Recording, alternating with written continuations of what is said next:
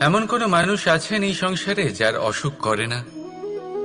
প্রত্যেক মানুষ কখনো না কখনো অবশ্যই অসুস্থ হয়েছে, তার এই শরীর রোগের শিকার অবশ্যই হয়েছে। এবারে দেখুন, এই রোগ আসে আবার এই রোগ চলেও যায়, কিন্তু সেই রোগ আমাদের কষ্ট দিতে কেন সক্ষম হয়? কারণ হলো স্বচ্ছতা।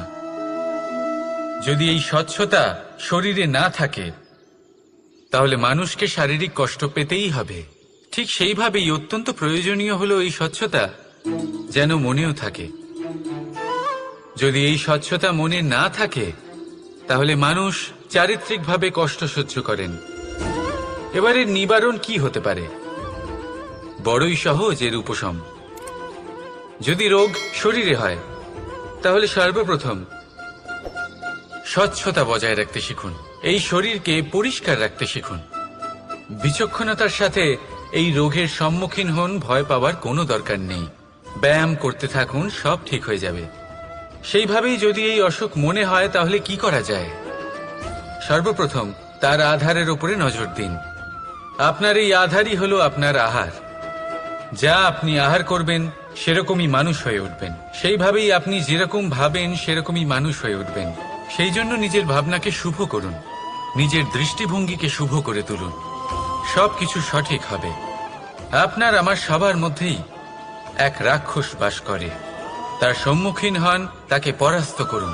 তাহলে এই রোগ সে শরীরেই হোক বা মনের মধ্যে, যদি সঠিক সময় তাকে আটকানো না যায় তাহলে যে কোনো সময় তা মহামারীর রূপ ধারণ করবে। সেই জন্য সাবধানে থাকুন, সুস্থ থাকুন। একজন মানুষ অন্য মানুষের সাথে শত্রুতা করে বসেন, দুজন ঘনিষ্ঠ বন্ধু। এমনও এক সময় আসতে পারে যখন এনারা একে অপরের শত্রু হয়ে ওঠেন। এর অনেকগুলো কারণ হতে পারে, কিন্তু মূল কারণ হলো আলোচনা। আগে হ্যাঁ, আপনি যদি কারোর বিষয়ে আলোচনা করেন তাহলে সে আপনার শত্রু হয়ে যেতে পারে। এবার মনে একটা প্রশ্ন আসতে পারে যে এটা কিভাবে সম্ভব হতে পারে? আলোচনা, এটা তো অত্যন্ত জরুরি। যদি আমি নিজের বন্ধুর খারাপ কাজের বিষয়ে আলোচনাই না করি তাহলে সে শুধরবে কি করে? এ কথা সত্যি যে আলোচনা আবশ্যক, কিন্তু তার থেকেও বেশি গুরুত্বপূর্ণ এবং আবশ্যক হলো আপনার এই সিদ্ধান্ত। সিদ্ধান্ত এটাই যে আপনার এই আলোচনা কোন স্থানে করবেন। যদি এটা সবার সামনে করবেন ভাবেন তাহলে তা অপমানও হয়ে যেতে পারে। যদি এটা আলাদাভাবে করেন তাহলে তা পরামর্শ হয়ে যায়। অপমান কেউ স্বীকার করতে পারেন না, কিন্তু পরামর্শ সকলের ভালো লাগে। তাহলে যদি আপন কারোর জন্য ভালো কিছু চান, কাউকে শুধরে দিতে চান, আর আপনার মনে হয় আলোচনা আবশ্যক, তাহলে সর্বপ্রথম সময়, পরিস্থিতি আর স্থানের কথা মনে রাখবেন। নয়তো এই আলোচনা আপনাকে খুব ভোগাতে পারে। কোনো ব্যক্তির নির্মাণ হয় কিভাবে?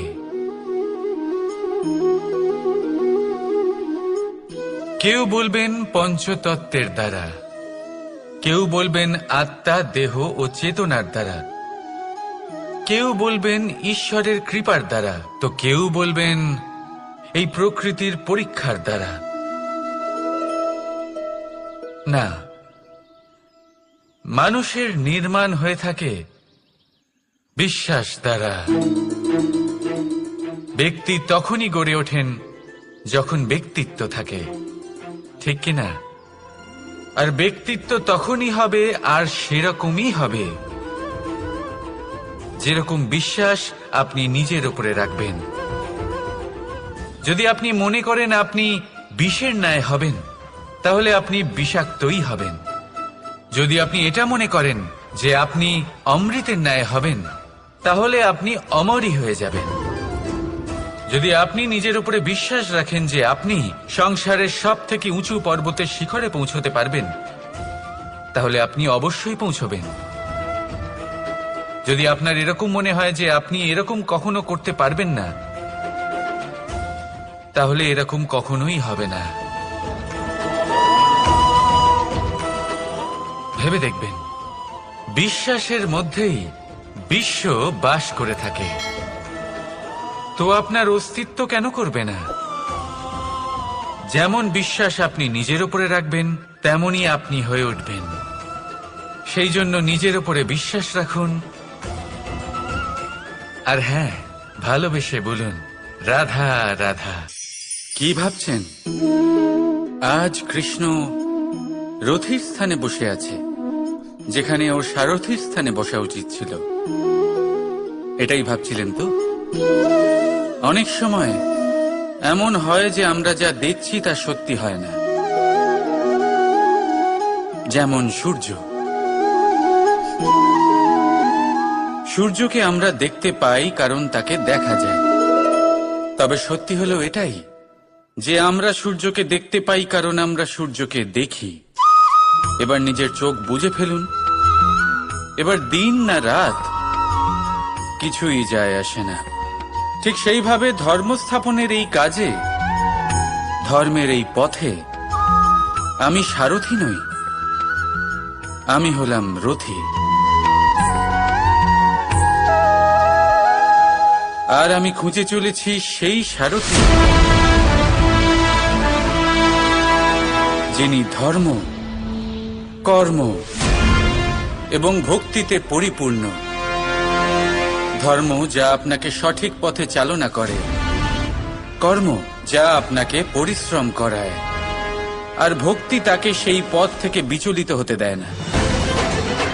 আজ পর্যন্ত আমি সবার সখা ছিলাম, সবাইকে সঠিক পথে চালনা করতাম। এবার আমি খুঁজে চলেছি সেই ব্যক্তিকে যিনি আমার সখা হবেন আর ধর্ম স্থাপনের এই শুভ কাজে আমার সাথী হবেন।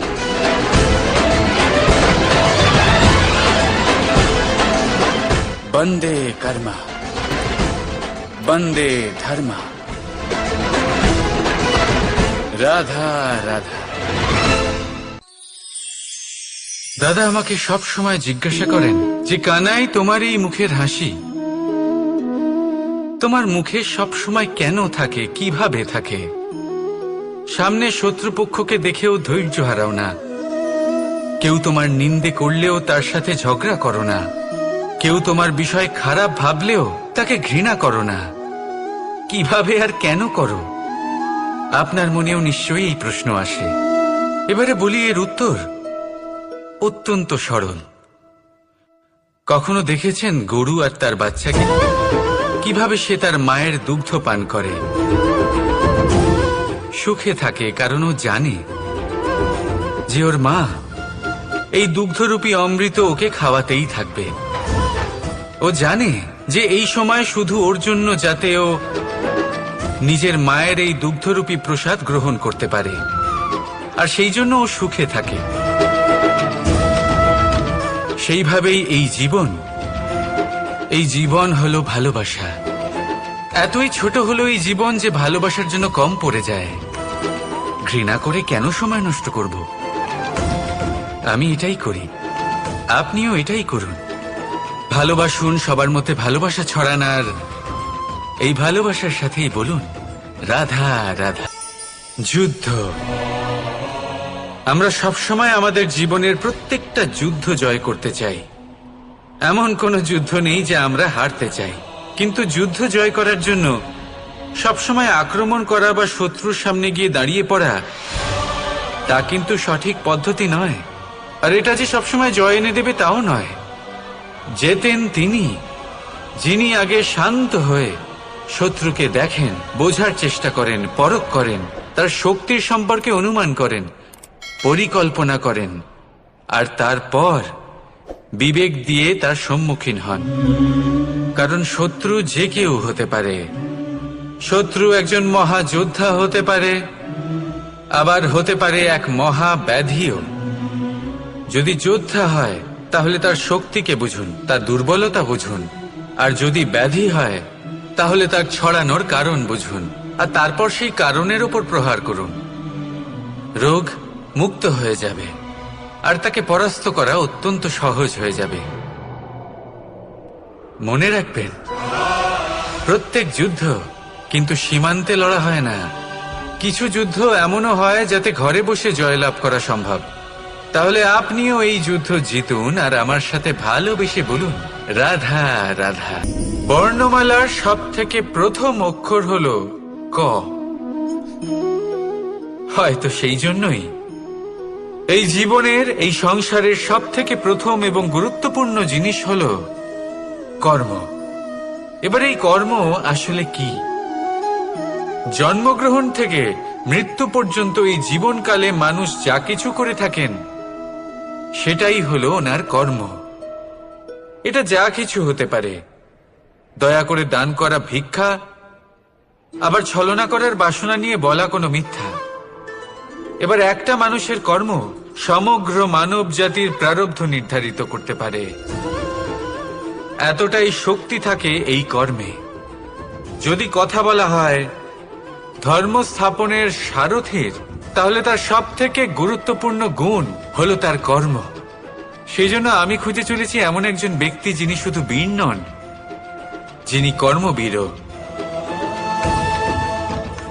কারণ এই রথের দড়ি হোক বা সংসারের আশা, এই দুটোই তিনি সামলাতে পারবেন। এবার এটাই দেখতে হবে এই স্বয়ম্বরে এমন কোন ব্যক্তি আছেন যিনি নিজের এই কর্মকে পূর্ণ নিষ্ঠার সাথে পালন করতে পারেন। আসুন আমার সাথে ভালোবেসে বলুন রাধা রাধা। পলায়ন করা অর্থাৎ পালিয়ে যাওয়া, কোনো পরিস্থিতি বা বিপদের থেকে মুখ ঘুরিয়ে পালিয়ে যাওয়া। অনেক সময় আমরা জীবনে এটা করে থাকি, অনেক সময় সেটা উচিত, কারণ সব থেকে শ্রেষ্ঠ যুদ্ধ হলো সেটাই যা কখনো লড়াই হয়নি। কিন্তু যদি আপনার পালিয়ে যাওয়ার ফলে এদিকে পাপ বৃদ্ধি পেতে থাকে, তাহলে সেই পলায়ন হলো অনুচিত। সেখানে যুদ্ধ করা অতি আবশ্যক হয়ে ওঠে। শান্তি সবাই চান, শান্তি হলো সর্বশ্রেষ্ঠ। আর কখনো কখনো এই শান্তিকে বজায় রাখার জন্য মহাযুদ্ধ লড়তে হতে পারে। যদি আপনি পলায়ন করেন নিজের স্বার্থের থেকে, তাহলে উচিত কাজ, বরং শ্রেষ্ঠ। কিন্তু যদি আপনি পলায়ন করেন ধর্ম স্থাপনার কাজ থেকে, তা উচিত নয়। এই সংসারের ভাগ্যের মঙ্গলের জন্য অনেক সময় অনিমন্ত্রিত স্বয়ম্বরে যেতে হয়, কারণ ধর্ম স্থাপনার এই কাজ পলায়ন করে নয়, কর্মের পালন করে করতে হয়। তাহলে পলায়ন করুন স্বার্থের থেকে, কুকর্মের থেকে, কুচিন্তার থেকে, অহংকার থেকে, আর পালন করুন ধর্মের, পালন করুন কর্মের। বন্দে ধর্মা, বন্দে কর্মা। রাধা রাধা। প্রতিজ্ঞা ছোট একটা শব্দ, কিন্তু এর মধ্যে শক্তি অনেক থাকে। যে ব্যক্তি প্রতিজ্ঞা পালন করেন তাতে অটল থাকেন, সংসার তাকে সম্মান করে। আর যে ব্যক্তি এটা করতে পারেন না, তিনি বদনামের ভাগীদার হয়ে যান। এবার এটা আমরা সবাই জানি, কিন্তু দেখুন এই প্রতিজ্ঞার পালন কি যে কোনো পরিস্থিতিতে, সেই যাই হোক না কেন, করা উচিত। অর্থাৎ সংসার এদিক থেকে ওদিক হয়ে যাক, কিন্তু আমি আমার প্রতিজ্ঞায় অটল থাকব। এটা কি উচিত? এবার এটা আমরা বুঝবো একটা উদাহরণের দ্বারা। ধরুন আপনি আজ একটা প্রতিজ্ঞা নিলেন, বনের একটা সিংহকে আপনি রক্ষা করবেন। এ তো খুব ভালো কথা যে আপনি কারোর প্রাণ রক্ষা করবেন। আপনি শিকারীর হাত থেকে ওকে রক্ষা করবেন, ওকে বিপদের হাত থেকে রক্ষা করবেন। এতে প্রকৃতির ভারসাম্য বজায় থাকবে। কিন্তু যদি এই সিংহ নির্দোষদের ওপর আক্রমণ করে, তখনও কি এর প্রাণ রক্ষা করা উচিত হবে? তখনও কি নিজের প্রতিজ্ঞায় অটল থাকা উচিত হবে? না, কারণ তখন এটা পাপে পরিণত হবে। কোন রকম প্রতিজ্ঞা, কোন রকম প্রতিশ্রুতি যদি এই প্রকৃতির ধ্বংসতে সহায়ক হয়, যদি ভারসাম্য নষ্ট হয়, তাকে ওখানেই ভেঙে দেওয়া উচিত। আর এটা আপনাকে শিখতেই হবে, সময়ের সাথে আপনাকে বদলাতে হবেই। কারণ যিনি সময়ের সাথে বদলান না, সেই প্রকৃতি তার ব্যক্তিত্ব বদলে দেন। মনে রাখবেন, সেটাই হলো প্রতিজ্ঞা, সেটাই হলো প্রতিশ্রুতি যা এই সংসারের মঙ্গল করে। নয়তো সেটা হলো পাপ, যে পাপের শাস্তি প্রকৃতি আপনাকে অবশ্যই দেবে। তাহলে আসুন আমার সাথে বলুন, বন্দে ধর্মা বন্দে কর্মা, রাধা রাধা। এই স্বয়ম্বরে আসার আমার একটাই উদ্দেশ্য ছিল, আমার এই ধর্ম স্থাপন করার কাজের জন্য একজন সারথি নির্বাচন করা। আর ধর্মবীর এবং কর্মবীরের নির্বাচন তো হয়েই গেছে। এবার এটাই দেখতে হবে যে জ্ঞান কার মধ্যে রয়েছে, কে আছেন যিনি মহাজ্ঞানী। এবার বলি, যে জ্ঞানের কথা আমি বলছি তা সেই জ্ঞান নয় যা বই থেকে পাওয়া যায়। এটা সেই জ্ঞান নয় যা বটগাছের মতো বিশাল আকার হয় বা পর্বতের মতো অটল হয়। না, আমি যে জ্ঞানের কথা বলছি এটা হলো সেই জ্ঞান যা জীবনের পাঠশালা থেকে শেখা হয়। জীবনের প্রত্যেকটা ঘটনা থেকে এই শিক্ষা পাওয়া যায়, যা হলো বাতাসের মতোই সরল আর জলের মতো নিজের পথ সে নিজেই বানিয়ে নেয়। আমি সেই জ্ঞানের কথা বলছি। এবারে দেখতে হবে কে এই মহাজ্ঞানী, কে আছেন যার মর্যাদার বিষয়ে জ্ঞান রয়েছে, কে আছেন যিনি শাস্ত্র এবং শস্ত্রের মতোই বিনম্রতারও জ্ঞান রাখেন। এমন কে আছেন সেটাই তো দেখতে হবে, কারণ ধর্মের এই রথকে অগ্রসর করার জন্য জ্ঞানের চাকা অত্যন্ত গুরুত্বপূর্ণ। তাহলে আসুন আমার সাথে ভালোবেসে বলুন, রাধা রাধা। যদি সন্তান কোনো দুষ্কর্ম করে, তাহলে সেই অপরাধ শুধু কি সেই সন্তানের? না, যদি সন্তান দুষ্কর্ম করে তাহলে অপরাধী তার মাতা পিতাও, যারা পুত্র মোহর কারণে সেই অনুচিত কাজে তাকে বাধা দেননি। অপরাধী হলেন তার পিতামহ, যিনি নিজের কর্তব্যবোধের কারণে নিজের পরিবারের যত্ন নেননি, যিনি সন্তানকে কখনো শাস্তি দেননি। অপরাধী হলেন তার সেই গুরুও, যিনি নিজের শিষ্যের সেই দুষ্কর্ম দেখেও তাকে প্রতিহত করতে পারেননি। একজন হবু রাজার কর্তব্য হলো নিজের প্রজার কাছে সে যেন এক উদাহরণ প্রস্তুত করতে পারে, কিন্তু যদি এত অনুচিত উদাহরণ প্রস্তুত হয়ে থাকে, তাহলে মা বাবার, বাড়ির বয়োজ্যেষ্ঠদের কর্তব্য হলো ওনারা যেন সেটা সেখানেই থামায়, হয় ভালোবেসে নয়তো শাস্তি দিয়ে। যদি না থামানো হয় তাহলে মহাভারত অবশ্যম্ভাবী। অনেক ব্যক্তির মনে একটা প্রশ্ন জাগে আমাকে আর রাধাকে নিয়ে। বলেন যে, না আমি আর রাধা একসাথে থাকি, না আমাদের বিয়ে হয়েছে, আমি এখানে দ্বারকাতে ও ওখানে বর্ষণাতে, তাও এত ভালোবাসা কি করে? এ কেমন সম্পর্ক? আমি তাদের একটা সহজ কথা বলতে চাই।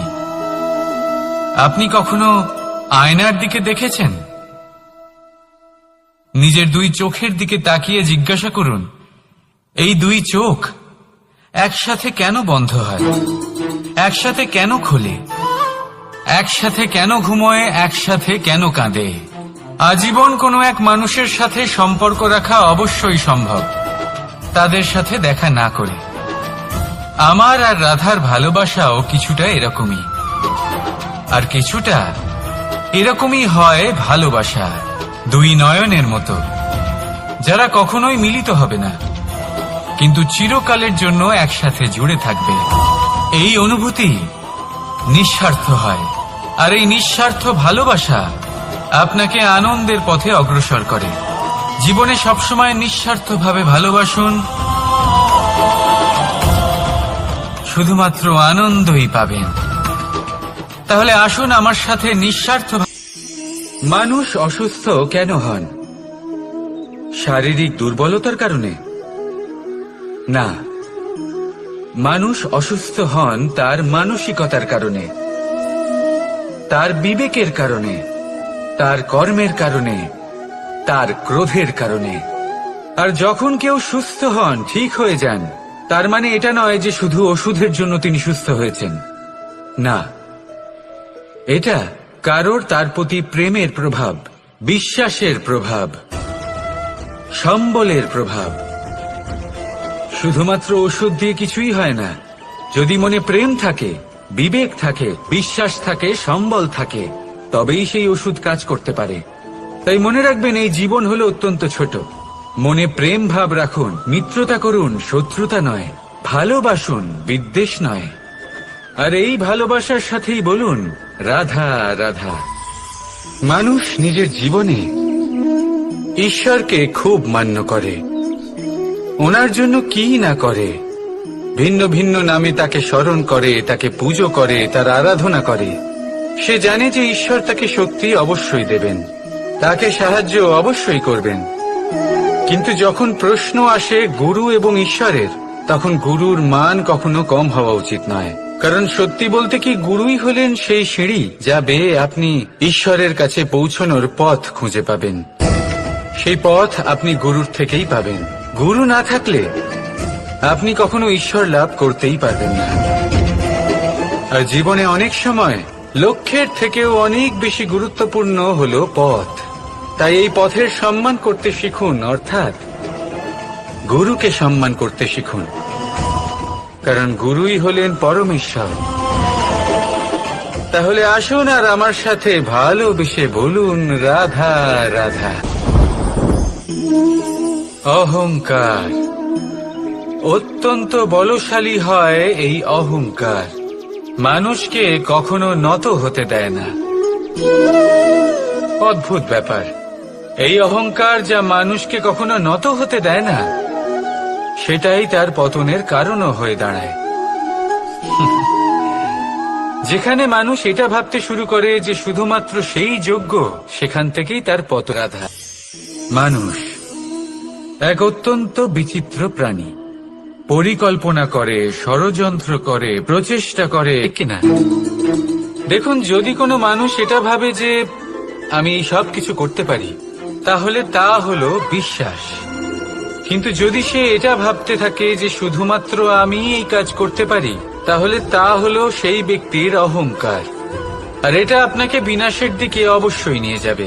মনে রাখবেন, যখন আমি আর শুধুমাত্র এই দুই এক হয়ে যায়, সেখান থেকে আপনার পতনের সূত্রপাত হবেই। তাই আপনি কখনোই এই অহংকারের চক্রব্যূহে ফেঁসে যাবেন না। বিশ্বাস রাখুন নিজের ওপর এবং অন্যের ওপরও। আর মনে রাখবেন, বিশ্বাসের মধ্যে বিশ্বের প্রত্যেকটা বস্তু বসবাস করে। তাই এই অহংকারকে ত্যাগ করে ফেলুন আর আত্মবিশ্বাসের ওপর মনোসংযোগ করুন। আর আমার সাথে ভালোবেসে বলুন রাধা রাধা। জীবনে এমন কিছু কাজ রয়েছে যা আপনাকে একাই করতে হয়, আর এমন কিছু কাজ রয়েছে যা আপনাকে একসাথে মিলে করতে হয়, একজোট হয়ে, সঙ্গবদ্ধ হয়ে। এবার সঙ্গবদ্ধ বলতে কি বোঝাতে চাইছি? আমি তাদের কথা বলছি না যারা বাস্তবিকভাবে একে অপরের সাথে কাজ করেন। আমি তাদের কথা বলছি যারা একে অপরের থেকে দূরে থেকেও একে অপরকে বিশ্বাস করেন। আমি আগেও বলেছিলাম, সমস্ত বিশ্বের আশা বিশ্বাসেই বসবাস করে, তাই না? তাই যেখানে সমস্ত বিশ্ব আছে, সমস্ত সংসার আছে, সেইখানেই বিশ্বাস রয়েছে। তাই আপনার আশেপাশে এমন দল সঙ্গবদ্ধ করুন যাদের আপনার উপর বিশ্বাস আছে আর যাদেরকে আপনি বিশ্বাস করতে পারেন। তাহলে আসুন আর আমার সাথে ভালোবেসে বলুন রাধা রাধা। মানুষ এক অত্যন্ত বিচিত্র প্রাণী। পরিকল্পনা করে, ষড়যন্ত্র করে, প্রচেষ্টা করে, কাউকে পরাজিত করার চেষ্টাও করে। সাপকে একটা দড়ি মনে করে হাতে চেপে ধরার চেষ্টা করে, কিন্তু একটা কথা বুঝতেই পারে না, সময়ের এই সাপ, এটা হাতে চেপে ধরাই যায় না। আর আপনি যা করবেন তা আবার ফিরে আসবে আপনারই সামনে। দেখুন, এতে কিছুই যায় আসে না যে আপনি কুম্ভকারের পুত্র নাকি কৃষ্ণের পুত্র। যদি আপনি অনুচিত কর্ম করেন তাহলে আপনার সাথেও অনুচিতই হবে। অশুভ কর্ম করলে আপনার সাথেও অশুভই হবে। কুরু বংশ অত্যন্ত মহান বংশ ছিল এই কুরু বংশ। কি হলো তার সাথে? একটা গোটা বংশ বয়ে গেল। কারণ ওনাদের উদ্দেশ্য অশুভ ছিল। অন্যদিকে 5 জন বনবাসী পাণ্ডব মহাভারত বিজয়ী হলেন, কারণ তাদের উদ্দেশ্য শুভ ছিল। তাই মনে রাখবেন, শুভ অগ্নি প্রজ্বলিত করবেন, শুভ তাপ সঞ্চার হবে। অশুভ অগ্নি প্রজ্বলিত করবেন, নরকেই জ্বলতে হবে। তাহলে আসুন আর আমার সাথে ভালোবেসে বলুন, রাধা রাধা। আমরা যে মানুষকে চাই, যাকে আমরা ভালোবাসি, তাকে একটা উপহার অবশ্যই দিতে চাই। এমন এক উপহার যা ওনার ভালো লাগবে, যা শ্রেষ্ঠ হবে, অতি প্রিয় হবে, বহুমূল্য হবে, বা বলতে পারেন মূল্যবান হবে। তাই আমরা কি করি? আমরা বাজারে যাই, তার জন্য স্বর্ণ, আভূষণ, হিরে, মুক্ত এইসব নিয়ে আসি। কিন্তু এটাই কি সর্বশ্রেষ্ঠ উপহার? কখনোই না। সর্বশ্রেষ্ঠ উপহার হল স্বাধীনতা। তাকে নিজের মনের মতো বাঁচার স্বাধীনতা। যদি আপনি কাউকে স্বাধীনতা না দিতে পারেন, তাহলে সে কোথাও না কোথাও বন্দী হয়ে যায়, তার বিকাশ কোথাও না কোথাও আটকে যায়। কিন্তু যদি আপনি কাউকে স্বাধীনতা দিতে পারেন, তাহলে আপনি দেখবেন ও সমস্ত সংসারকে, এই জীবনকে নিজের দৃষ্টিভঙ্গি দিয়ে দেখবে, বুঝবে যে কোনটা হলো উচিত আর কোনটা হলো অনুচিত। আর এটাই হলো সর্বশ্রেষ্ঠ। আর এবার যদি কাউকে স্বাধীনতার মাধ্যমে এত বড় একটা শক্তি দিতে পারেন, তাহলে আপনি আমাকে বলুন, এর থেকে বড় উপহার আর কি হতে পারে? সমর্পণ। যখন আপনার বিশ্বাসের প্রয়োজন পড়বে, যে মানুষ আপনার রাধা রাধা, আপনার জীবনে আপনার প্রকৃত বন্ধু আসলে কে? আপনার সব থেকে শ্রেষ্ঠ মিত্র আসলে কে? তিনি যিনি সময় এলে পরে আপনাকে সাহায্য করেন, নাকি তিনি যিনি সময় এলে পরে আপনাকে অর্থ দেন? দেখুন, আমরা হলাম মানুষ, আমাদের জীবনে লেনদেন চলতেই থাকে। এটা আমাদের জীবনের অভিন্ন অংশ। কিন্তু অনেক সময় এমন হয় যে আমরা তাকেই নিজের প্রকৃত বন্ধু বলে মনে করি, যিনি আমাদের একটা বহুমূল্য উপহার দেন, ঠিক কিনা? এবার আপনার জীবনে সেই বহুমূল্য উপহার কোনটা, ওই অমূল্য মিত্র আসলে কে, সেই সিদ্ধান্ত হলো আপনার। কিন্তু যদি আপনি আমাকে জিজ্ঞেস করেন, তাহলে আমার মতে স্বর্ণ, হিরে, মুক্ত, ধন এগুলো বহুমূল্য নয়। বহুমূল্য হলো সঙ্গ, যখন আপনি একা হয়ে যাবেন, সময়, যখন আপনার তাকে প্রয়োজন হবে, সমর্পণ, যখন আপনার বিশ্বাসের প্রয়োজন পড়বে। যে মানুষ আপনার প্রতি এই 3 গুণ প্রদর্শন করেন, যিনি আপনার কঠিন সময়ে আপনাকে অবশ্যই সঙ্গ দেবেন, যখন আপনার প্রয়োজন পড়বে আপনাকে অবশ্যই সময় দেবেন, আপনার প্রতি সম্পূর্ণ সমর্পিত থাকবেন, সেই হলো আপনার আসল মিত্র, সেই হলো আপনার প্রকৃত বন্ধু। কারণ সত্যি বললে, বন্ধুত্বের অর্থই হলো নিজেকে সম্পূর্ণরূপে কারোর কাছে সমর্পণ করে দেওয়া। তাই আপনার সেই বন্ধুর জন্য নিজের প্রাণ উজাড় করে দিন, আর ভালোবেসে বলুন, রাধা রাধা। শক্তি এক অত্যন্ত বিচিত্র বস্তু, বা বলতে পারেন অনুভূতি। পিতা সবসময় চান যেন তিনি তার শক্তি পুত্রকে সঁপে দিতে পারেন, যাতে সে শক্তিশালী হয়, যাতে তার মঙ্গল হয়। তার পুত্র সবসময় চায় যাতে সে পিতার সেই শক্তি লাভ করে। কিন্তু সেই শক্তি লাভ করার জন্য পুত্র হওয়া যথেষ্ট নয়, যোগ্য পাত্র হতে হয়। আসুন আপনাকে সহজে বোঝাই। যদি আপনি সুপাত্র হন আর আপনাকে শক্তি দেওয়া হয়, তাহলে আপনি সেই শক্তির গুরুত্ব বুঝবেন, কোথায় সেই শক্তি প্রয়োগ করা উচিত সেটা বুঝবেন। আর এটা যেহেতু অর্জন করা শক্তি হবে, সেই শক্তির অপব্যবহার হবে না। কিন্তু যদি এই আপনি কুপাত্র হন আর যদি আপনাকে এই শক্তি দেওয়া হয় তাহলে কি হবে? দেখতে গেলে এই শক্তি আপনি দান হিসেবে পেয়েছেন, তাই না আপনি এই শক্তির গুরুত্ব বুঝবেন আর না এর প্রয়োগ আপনি জানবেন। তার অপব্যবহার হওয়া সুনিশ্চিত। তাই যদি আপনি কোনো শক্তি অর্জন করতে চান তাহলে আগে তার যোগ্য হয়ে উঠুন। পুত্র নয়, পাত্র হয়ে উঠুন। আর আমার সাথে ভালোবেসে বলুন, রাধা রাধা। শক্তি শক্তি অর্জন করা এতটা কঠিন নয় যতটা শক্তি লাভ করার পরে সেই শক্তি সামলানো কঠিন হয়। কারণ যেই মানুষ শক্তি লাভ করে তার মনে গর্ববোধ জন্মায়, জন্মায় অহংকার, জন্মায় জেদ। তাই শক্তি প্রাপ্ত করার সাথে বিনম্র থাকাও অত্যন্ত আবশ্যক। আর এটা আমাদের শেখা উচিত বৃক্ষের থেকে। বৃক্ষ যা আমাদের ফল দেয়, বৃক্ষ যা যত ফল দেয় ততটাই ঝুঁকে যায়। আমরা পাথর মারি ওই বৃক্ষের থেকে ফল প্রাপ্ত করার জন্য। সেই পাথরের মার সহ্য করেও বৃক্ষ আমাদের ফল দেয়। কোনো গর্ববোধ নেই, কোনো অহংকার বোধ নেই। আর সেই জন্য এই বৃক্ষের পুজো করা হয়। এটাই হলো মাহাত্ম্য শক্তির সাথে বিনম্রতার। যদি এই শক্তি সৃজন করে থাকে, সাহায্য করে থাকে, সম্বল হয়ে থাকে, তবেই সেই শক্তি উপযুক্ত। আর নয়তো সেই শক্তি একদিন আপনাকে আসক্ত অবশ্যই করবে। তাহলে শক্তি অবশ্যই অর্জন করুন, কিন্তু তার সাথে সেই শক্তি সামলানোর মতো বিবেকও আপনাকে অবশ্যই জাগ্রত করতে হবে। তাহলে আসুন আমার সাথে ভালোবেসে বলুন, রাধা রাধা। কথায় আছে, প্রত্যেক পুত্র তার পিতার প্রতিচ্ছবি হয়, আর সমস্ত প্রতিচ্ছবি চায় যেন সে তার অস্তিত্ব প্রাপ্ত করতে পারে। পুত্র চায় সে যেন তার পিতার মতো হয়, বা কখনো কখনো তার থেকেও শ্রেষ্ঠ হয়। সেটা কোনো অনুচিত ব্যাপার নয়। অনুচিত তখন হয় যখন পুত্র নিজের পিতার মতো হবার স্বপ্ন পূরণ করতে গিয়ে বা তার থেকেও শ্রেষ্ঠ হওয়ার স্বপ্ন পূরণে অনুচিত পথের আশ্রয় নেয়। এটাই হলো মাহাত্ম্য শক্তির সাথে বিনম্রতার। সম্পর্ক অত্যন্ত মধুর হয়ে থাকে।